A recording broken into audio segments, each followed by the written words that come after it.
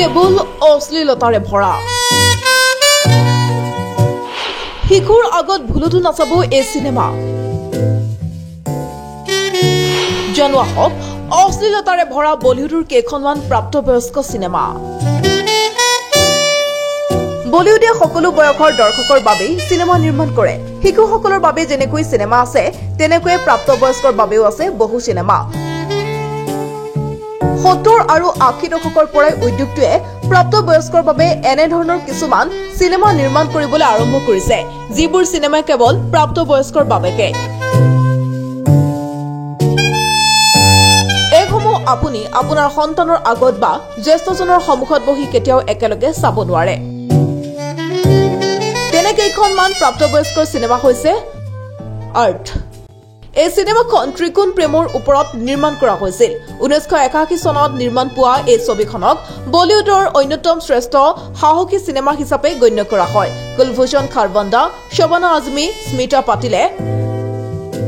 এই চিনেমাখনত অভিনয় কৰিছিল ইয়াৰ পিছতে আছে জিছম 2002 চনত মুক্তি লাভ কৰিছিল জিছম নামৰ চিনেমাখনে বিপাশা বসু আৰু জন আব্ৰাহামৰ অন স্ক্ৰীন কেমিষ্ট্ৰি আছিল এই চিনেমাখনৰ মূল আকৰ্ষণ এই চিনেমাখন কঠোৰভাৱে প্ৰাপ্তবয়স্কৰ বাবে নিৰ্মিত মাৰ্ডাৰ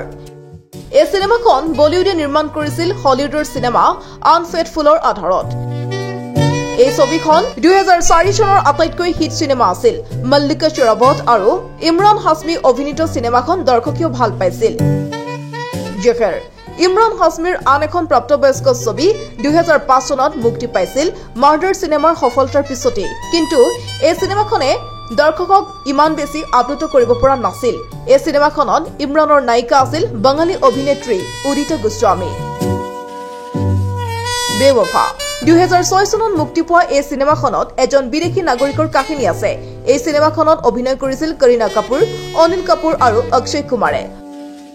মন মৰ্জিয়া অনুৰাগ কাশ্যপৰ পৰিচালনাত 2018 চনত মুক্তি লাভ কৰিছিল মন মৰ্জিয়াই এই চিনেমাখনত নায়িকা ৰুমিয়ে বিয়াৰ পিছতো বাৰে বাৰে প্ৰেমিকৰ ওচৰলৈ দৌৰি যায় অভিনয়ত আছিল তপস্বী পন্নু বিকি কৌশল আৰু অভিষেক বচ্চন এন্টাৰটেইনমেন্ট ডেস্ক প্ৰতিবিম্ব লাইভ